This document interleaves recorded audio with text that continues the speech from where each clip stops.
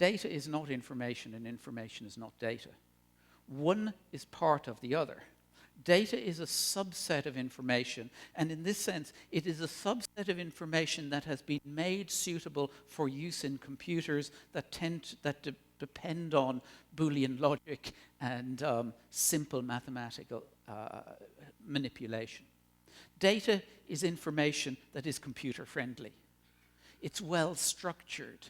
It's probably modeled, perhaps in advance, maybe afterwards, but it's certainly in some sense understood and modeled. Information is the stuff that you and I process in our heads. Information is much more subtle. It's much more meaningful. So I'm saying words to you, but you're watching my face, you're watching my body language, and you know whether I'm interested. You know whether I'm passionate about what I'm saying, right? It's not in the words, so it's not in the data. There's something else that goes on when we communicate with one another that is information exchange. And we're beginning to bring some of that into our computing, by the way, as I'm sure some of you know. We're not going to go there, it could be another session. But the idea is that data and information are subtly different, and we need to be aware of that.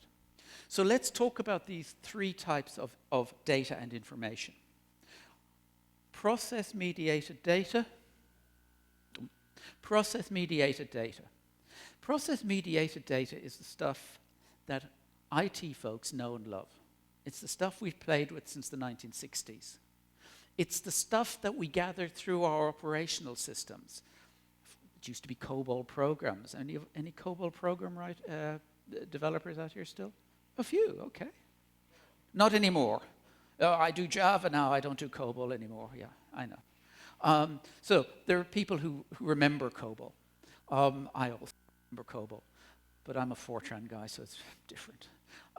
So COBOL, the stuff that we created the applications to run the business. We captured the data in applications. We said to the users, you sit at this terminal and you enter these pieces of data into these fields. And by the way, I'm going to make sure that when you do that, that the address that you put in here has these characteristics, or that the zip code has this range. And I'm going to check the zip code with the address to make sure that you're actually putting them all in there and not filling them with rubbish. Remember? That's process-mediated data. Process-mediated data has the characteristic that we know what we're talking about, at least to some extent. Those of us who've done data warehousing know that there is an awful lot of rubbish in the systems as well. But at least in theory, we know what we're talking about. We've defined it, we've made it so. That's where we've computed for 20 years. That's 50 years. That's what we've done since the 1960s. We've created process-mediated data which described the way the processes of the business work and recorded what we've done and recorded what the business that we've done, the transactions that we've gathered, the sales that we've made, the customers that we've accepted. And we know what it means. Now, that's all changed. Because in terms of volumes, this process-mediated data today is probably less than 5% of the information and data in the world.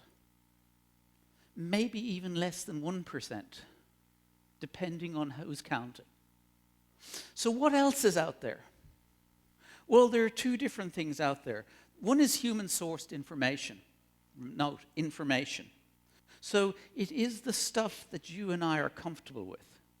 It's the stuff we find on Twitter, on Facebook, the stuff that we find in the social media, the videos that we record on YouTube, the Instagram pictures that we capture and place and share and whatever. This human-sourced information is the stuff that you and I, well, maybe not me, love to play with. I don't have a smartphone yet. We love to play with. We love to share with one another because we're social animals, right? This human-sourced information is actually where big data has started in a way. It's a subjectively interpreted record of personal experience. And why is it interesting to businesses? Because it gives some indication of what you might do next. It's used in a predictive sense. So if you are tweeting to your friends that the latest iPhone, what is it, the 5C? 5S? I don't know. You see, I'm a Luddite. So the latest iPhone is a piece of rubbish. If that's what you're tweeting to your friends, I know that no Apple people would ever say that, but there may be people out there saying it's a piece of rubbish. It would be interesting for Apple to know that there is a set of people out there who think this, and this is wrong with the iPhone, because it may mean that they're about to switch to Android, right? So simplistically, big data, as we've seen it emerge over the last few years, is about gathering that type of information and analyzing the heck out of it.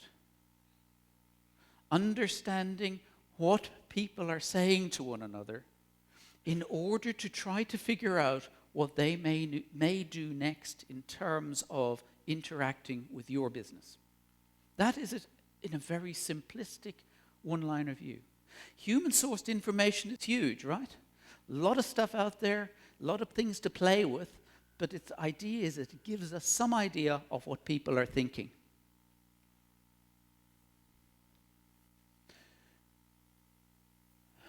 Machine-generated data, the Internet of Things. Machine-generated data is data that is the output of machines and sensors, simply enough.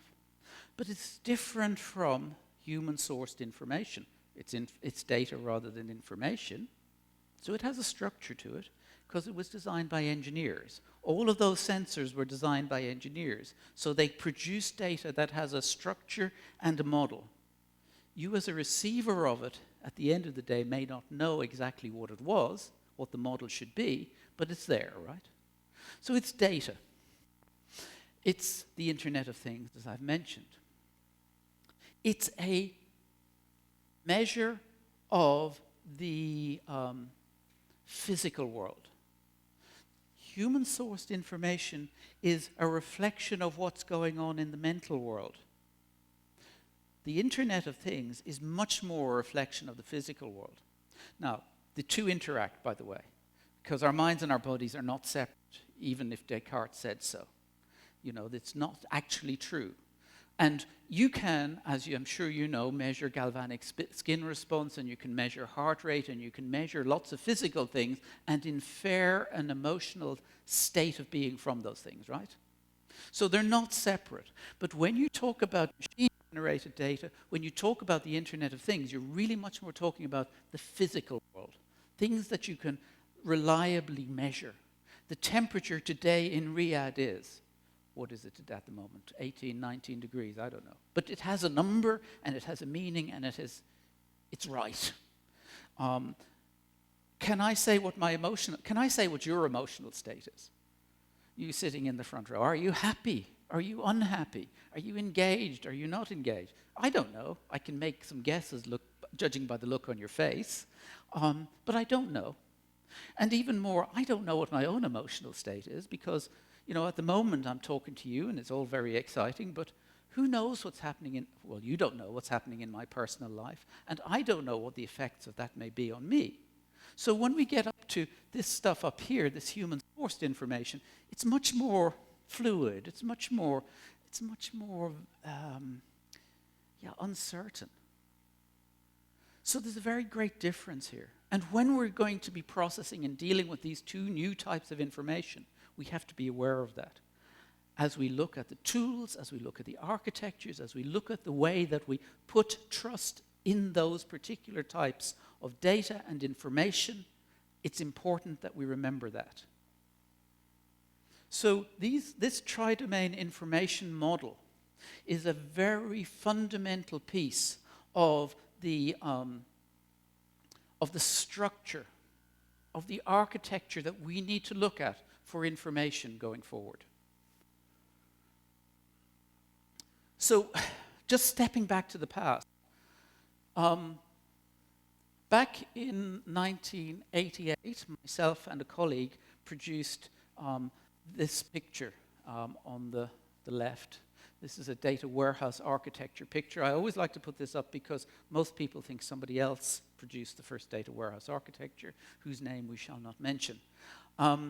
But this is actually the first data warehouse architecture picture from 1988. And the picture here beside it is the sort of structure, the layered data warehouse architecture structure that has been used since the late 1980s pretty widely within the industry as a way to think about, if you like, a logical architecture for data. And if you look at it, it has layers. It separates the operational needs from the informational needs. There's the stuff that we do to run the business, and there's the stuff that we do to manage the business. It's a separation of operational and informational needs that was baked into this architecture from the very beginning. It has vertical and horizontal segmentation of data. It says this type of data lives in this layer or that layer. It says that I'm doing a particular type of process or I have a particular need when I'm using this type of data. That's a vertical segmentation. It has unidirectional data flow. The data always flows in this architecture upwards. We in IT like to think that we can defy gravity. That's why we make data flow upwards. So data flows from the operational through to the warehouse, through the data marts. It had a separate set of metadata over in the box on the side. Every data warehouse architecture you look at has a separate box on the side of it that says metadata. Why is that?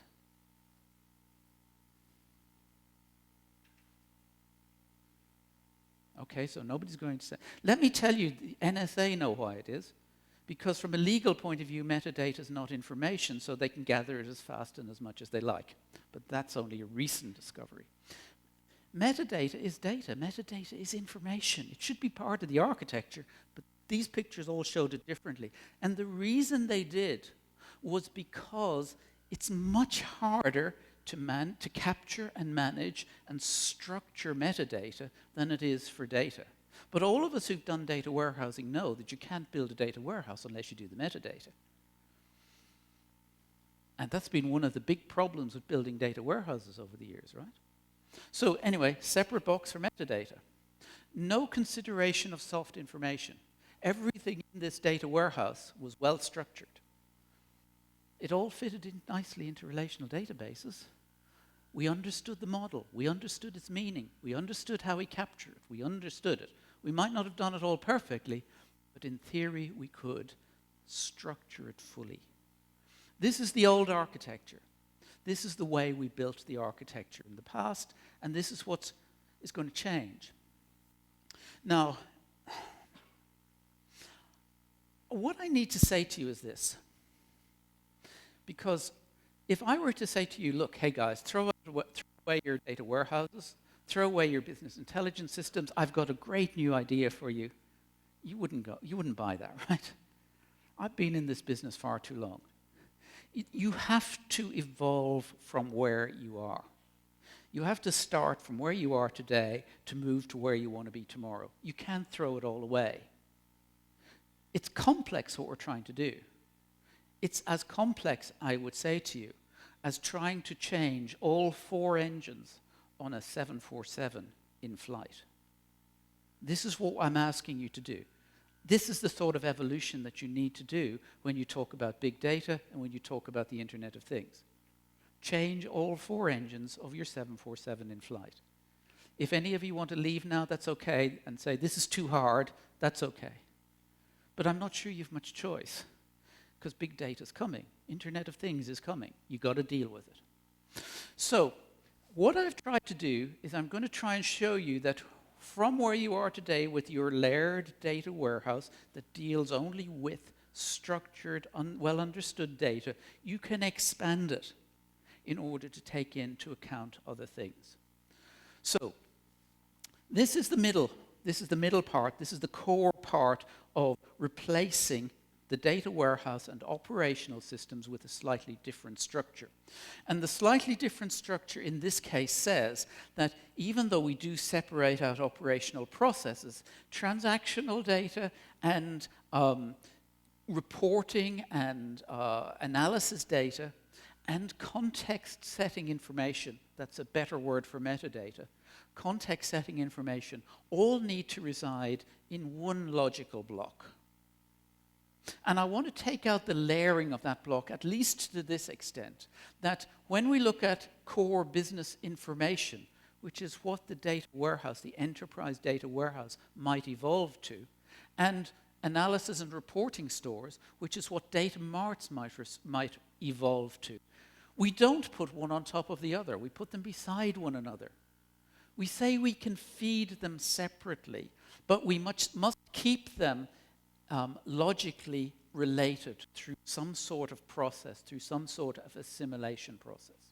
Remember, one of the problems with the data warehouse architecture today is that when you look at that warehouse architecture and you try to implement it, you end up having to take data out of the operational layer, transform it, ETL it, bring it into the enterprise data warehouse, transform it, ETL it into the data mart, right?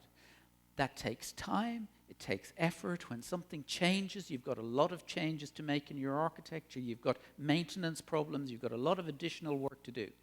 So if we can get out some of that layering, as this picture suggests we can, then we get a much more flexible, adaptive, and speedy architecture, getting data through from basic transactions, if you like, through the various different things we want to do with them. Some of those might be to analyze the individual transactions and look for fraud. Other things might be to build reports that we can send to the central regulatory authorities. And they're two different things, but we don't have to build them through layer by layer by layer. We try to run them in parallel, in pillars. So this is, if you like, a natural evolution of the data warehouse to change the structure. And I'm going to come back and talk a little bit about technology in a few minutes, but just keep that picture in mind. I want to introduce this move from layers to pillars. The picture you saw last sat in the middle, as you can see, of this picture. So there it is again, operational process, transactions, transactional data, assimilation, process mediated data. That's what we do today. We need two more pillars. We need a pillar for human-sourced information, and we need a pillar for machine-generated data. Why? Because their characteristics are different. Their characteristics are different in terms of our understanding of what they mean, of the amount of trust and faith we can put in them. Their characteristics are different in terms of how we process them. So we need to do something different with them. So I suggest that we put them in pillars on either side, human-sourced and machine-generated data. Now, I don't know if it's me, but I'm sorry, these pictures look awfully fuzzy to me, and I'm wearing my glasses as well. But I hope you can see them. Machine-generated data, human-sourced information. So this idea that we have only one data warehouse, remember the consultants that visited you last week and last month and last year said you should only have one data warehouse? And how many data warehouses do you have? We've maybe 10. Okay, so forget about one data warehouse. Would be nice, but nobody's ever managed to do it. So let's talk about having multiple data stores suited for different needs. But if we do have multiple data stores, we better make sure that they are assimilated, that they work together properly, that the data in this pillar is somehow related to and kept consistent with data, data in this pillar and data in this pillar. We have to have the ability, the process to assimilate those things and also to describe them in a way that is consistent across all three. That means context setting information or metadata spreads across those three pillars as the fundamental description of what's what they mean. And we recognize that not all of it can be defined in advance. Some of it has to be post-process modeled. Think of the stuff you get from Facebook. You don't know what the model of that stuff is. You don't know what's in the individual messages. You have to figure that out after it comes in. You have to figure out what the meaning of these words could be, what those people are trying to say. These people did not enter them into structured fields for you. They just wrote some text message. Or worse still, they took a video of themselves complaining about your product. You have to be able to model that after you receive it. So the idea here is to have a single architecture for all types of data and information. A single architecture that covers data and information, that allows us to mix and match technology as we need to, that allows us to use relational, NoSQL, Hadoop, you name it, whatever it happens to be, as we need. But we have to have in place an architecture that enables us to mix and match, but to also to integrate or assimilate those different types of data and information. What's the benefit of this is that we get to flow the stuff faster. We get to be more flexible. We get to do what we need to do today rather than 3 months' time. And that's where we're looking for. That's what we're trying to aim for. And this pillared architecture gives us that possibility. So, what would you, just 3 slides on technology. What would we say about process-mediated data? Are we going to throw away our relational databases? I don't think so. I don't know that there is a better technology for process-mediated data. Yeah, we can improve it. We can put it in memory. We can combine column stores with row-based stores. We can use solid-state disks. We can do massively parallel processing. All of those things we can do within a relational paradigm. And the beauty of the relational paradigm is it mathematically guarantees that the stuff fits together, that it is integrated. So why would we throw it away? We can do it faster, we can do it better. Now, interesting thought here, and maybe a little bit provocative. Why are we having these operational and informational stores? Do we need to have a transactional-based relational database system on one side and an informational database system on the other? Have SAP HANA got it right in saying you can do both in the same system? Because you know SAP HANA says you don't need an operational and an informational system, just put everything into SAP HANA. I think they've got a point. I'm not sure they've got it all right yet, but I think their direction is correct. For process-mediated data, I think increasingly we're going to see the convergence of operational and informational systems. That's a bit scary for those of us who for the last 20 years, including moi, who've been saying, I'm never going to see that in my lifetime. Because even though I'm old, I think I may see it in my lifetime. So keep that in mind. It's direction. So we can see what's going on here. We're seeing that the databases are being upgraded. The relational databases are being upgraded to take account of columnar, to take account of massively parallel processing, to take account of in-memory. So from a technology point of view, and it's a big change for technology, because remember, relational databases were built in the time when the memory piece and the disk piece had completely different characteristics. And we used to spend a lot of time optimizing the relational database because the disks were so slow. Now that changes. So we see the relational databases upgrading. We see the appliances coming out which have a very focused view of this is the way we're going to do this particular piece of the workload. We've got, as I've mentioned, the SAP HANAs and other types of database tools beginning to say, not sure about this division between operational and informational. And we have the BI tools, the Tableaus and the ClickViews, increasingly taking in-memory, taking the data in memory and playing with it. All of that is an indication of how we are going to work with the process-mediated data in a faster, more flexible, more powerful environment than we've ever had before. And we can begin to see that we may not need quite so many data marts. We may not need quite so many data warehouses. We may not need quite so many layers. Okay. So that's our process-mediated data. The machine-generated data, well, at the moment, if I say machine-generated data to a techie, he probably thinks NoSQL.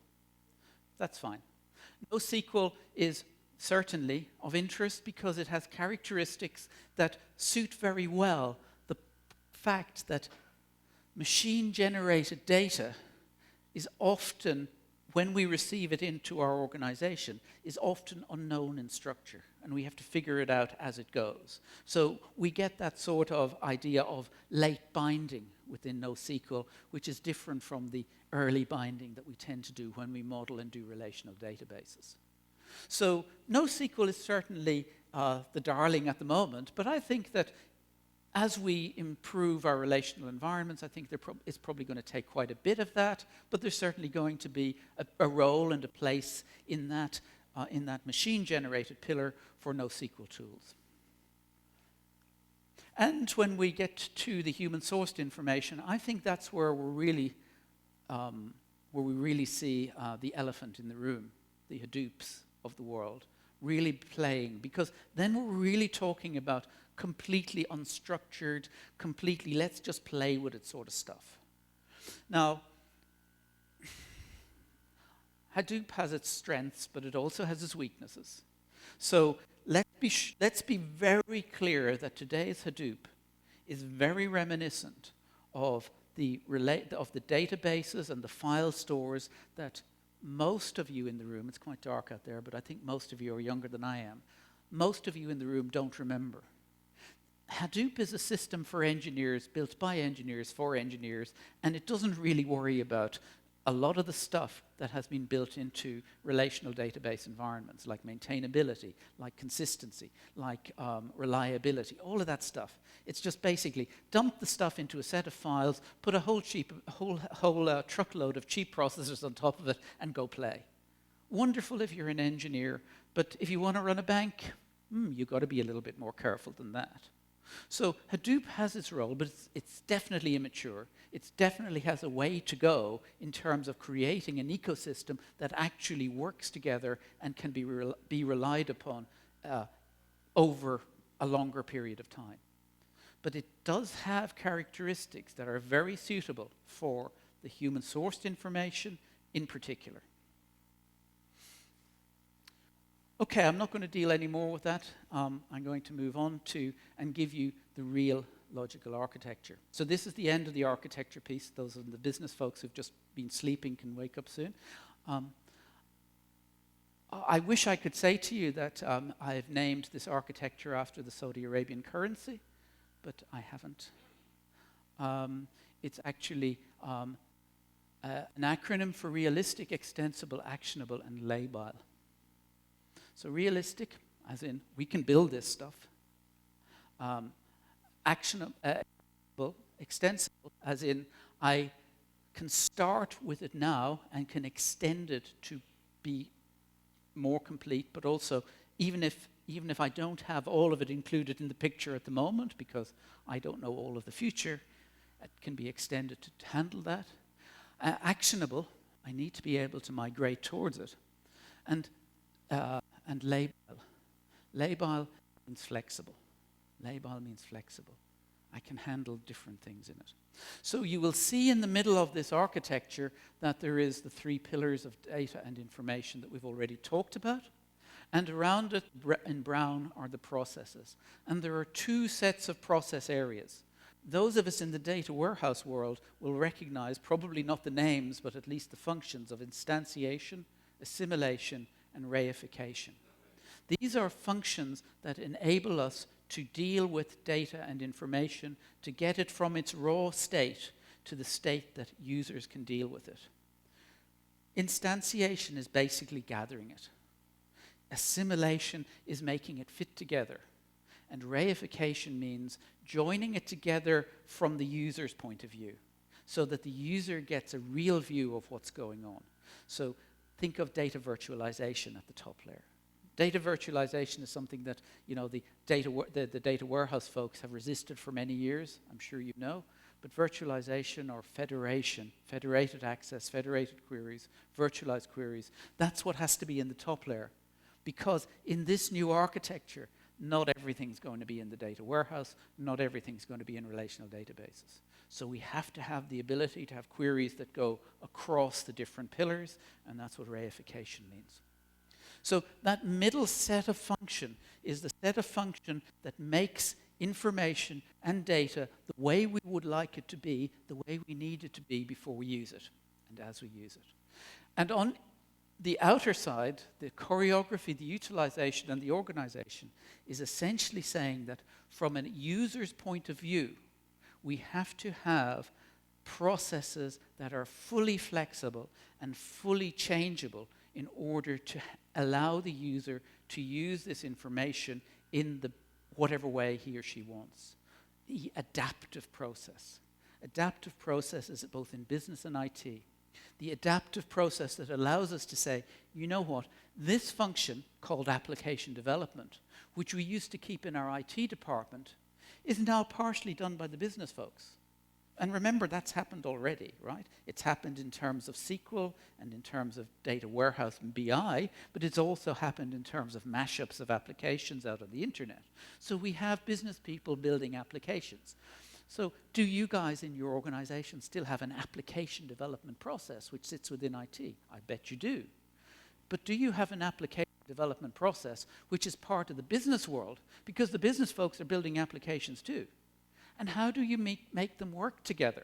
How do you ensure that they actually talk the same language or they use the same data, et cetera, et cetera? Application development or organizationally has to be adaptive. It has to be choreographed. We have to understand the process, not just the physical sort of process, but the organizational people process that goes on behind it. And so we have the thought here that we have both the information and the process represented in this architecture. Remember back in the conceptual architecture, we had information, process, and people. You may notice that people are not represented in the logical architecture. And the reason for that is because we in IT don't yet know how to architect people. But we're working on it. I'm going to come to people next. By my reckoning, I have about 15 minutes. Is that true, folks? Is somebody keeping the time in the back? Sort of. Okay. What I want to come to next is I want to talk about revisiting decision-making processes. And this is going to be the shortest section of the three. I want to talk about how the process world converges adaptively, and I want to talk about people in the sense that they are more than rational decision makers. Okay, so I've spent a lot of time thinking about this. Obviously, I wrote a book, but I spent a lot of time before that thinking about this whole idea of how do people make decisions? How do organizations make decisions? And there's a number of ways of coming at this.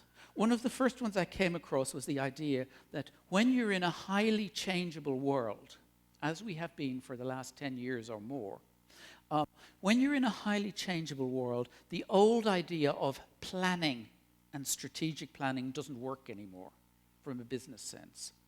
And so a guy called Stefan Heckel wrote a book back in 1999 called The Adaptive Enterprise, which I recommend to you as a way of looking at how to run an enterprise. It's more of a management consulting than an IT book. How to run an enterprise in an adaptive enterprise in a rapidly changing world. And he offers this idea of sense and respond. Sense and respond is the idea that says you notice something, you do some processing and thinking about it, and then you respond, and then you go back and you sense whether what you did in the respond actually did what you expected it to do. Closed loop. And I took that work many years ago now and turned it into a BI view, which I call the MEDA model: monitor, evaluate, decide, and act. And the idea here is that we have to create within our decision-making thinking the ideas of sense and respond. The ideas that we don't know what it is that's going to happen when we take an action. And that we need to actually go back and see, okay, so I've changed the measurement system. I've changed the reward system for my salespeople. Did it actually change their behavior? Or did they change their behavior because of something else? Are my actions related to, are the outcomes of what happens in the world related to the actions that I took based on my analysis that I did in BI? So that monitor, evaluate, decide, and act is a fundamental model of figuring out the process of decision-making within the organization. Inside of that, I have drawn a second picture, which I call the adaptive decision cycle. The adaptive decision cycle says, organizationally, how do I manage that? In the old world, in the data warehousing world, we basically had a center-out model. That is, we said, I have the data here in the center of the organization. I'll manipulate it and put it into a shape that's useful for my users, and I'll give it to them and they can play with it. It was a one-way center-out distribution model. But what we found, if you look at your users as IT folks, you'll find most of them are playing in Excel, right? Rather than BI tools. And the reason that they're playing in Excel is because they are playing in an edge-on process. In other words, they take a piece of data, they play with it, they look at it, and they go back and they get another piece of data, and they play with it, and they join it, and they go around these loops, as we see it in the center, again and again, iterating and iterating with a particular data set or an expanding data set in order to explore the world.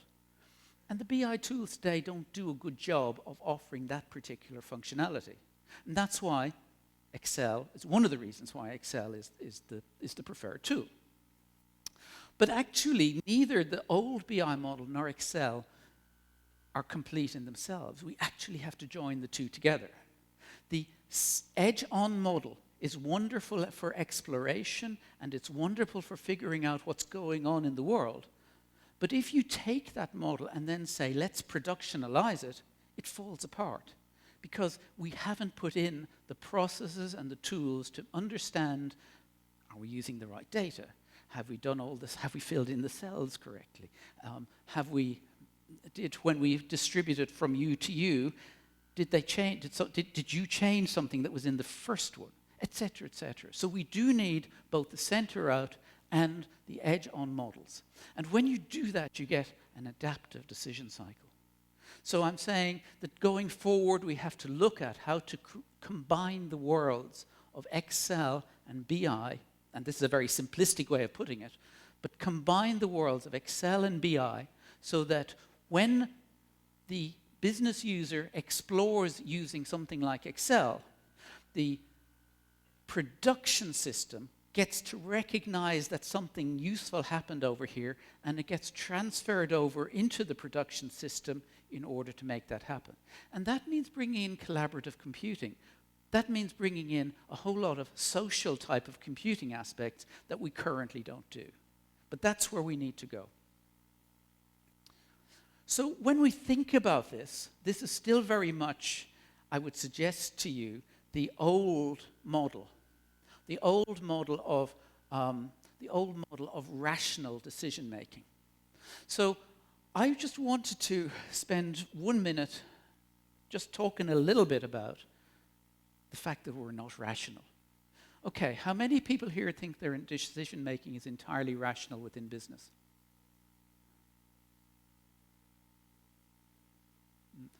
I can't see anybody raising their hands. Now that may mean that people at the back are asleep. Are you awake down at the back? Do any of you think that decision making in business is entirely rational? Okay, that's good. Because let's be honest, decision making in our personal lives is not rational. And lots of psychological studies and sociological studies have shown that we are not rational decision makers.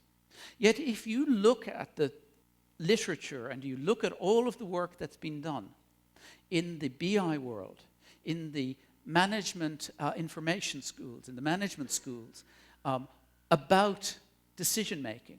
All of them are based. Am I still here? Yeah, this drops out occasionally. All of them are based on this model of rational decision making.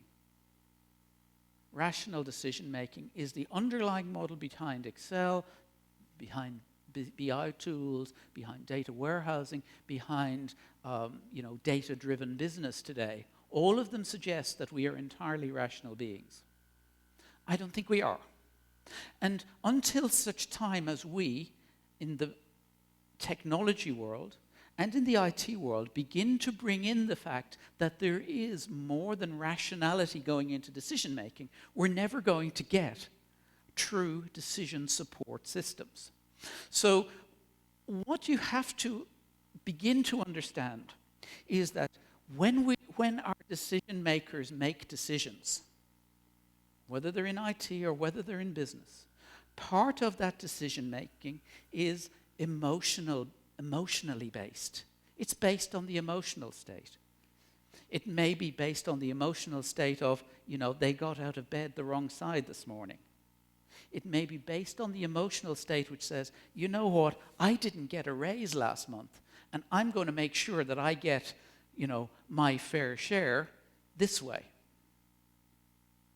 There's a lot of stuff goes on in decision making that is not, in the pure sense of the word, rational.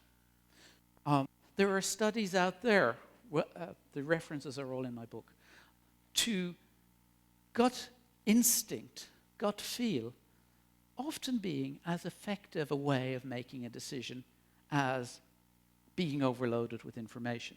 Now, I know that I'm speaking heresy here because there's a huge, huge move that's been driven by big data and driven by predictive analytics thought that says we're going to become data-driven businesses.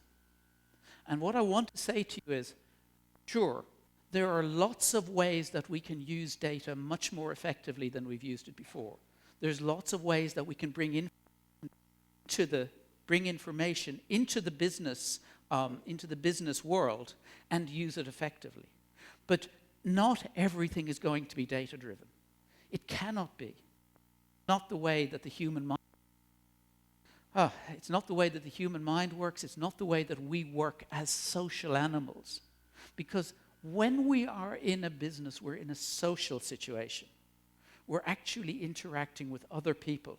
And to try to say that everything can be turned into data, back out of data, and then you going from there back to the actual underlying meaning of the information and the underlying process of what it is we want to do in the business is simply not going to work. So we really need to bring in. We really need to bring into our field of view that intention is part of the job that we do. What is it we really want to achieve as decision makers? That intention is part of it, that intuition is part of it, that emotion is part of it. All of those pieces of, call it the right side of the brain, call it the full brain view of the world, call it the brain we have in our guts. All of that stuff is part of what we need to bring into account as we move from BI to the next world. So, in the interest of time, I know I'm sort of running out of time, I want to just point you to this thing called the eyesight model, which is really about bringing teamwork and collaborative work, which is the social side of decision making, into the loop, and creating within that environment the ability to track and implement and improvise and imagine based on what's going on inside the person, which is both an overt part, a rational part, and a hidden part, which is the intentions and intuitions. And one of the things, and part of the book, you'll go back to it, is looking at how that might work using collaborative tooling to look at how people work together, to look at how they interact with one another. All of that is there. That's the ad. I just want to bring it to a conclusion. How many of you recognize the picture? Yes, some of you do. Pandora's box. Greek myth, Pandora's box. In the Greek myth of Pandora's box, one of the gods, Zeus, gave to Pandora this box as a wedding gift. And he said to her, "Do not open it." Well, you know what happened. She opened it. And when she opened it, all of the ills of the world escaped. Until only one thing, she slammed down the lid, and only one thing remained in the box at the end. Anybody remember what it was? Hope. All that remained was hope. So, I've given you a story about how we have unleashed and taken the lid off Pandora's box.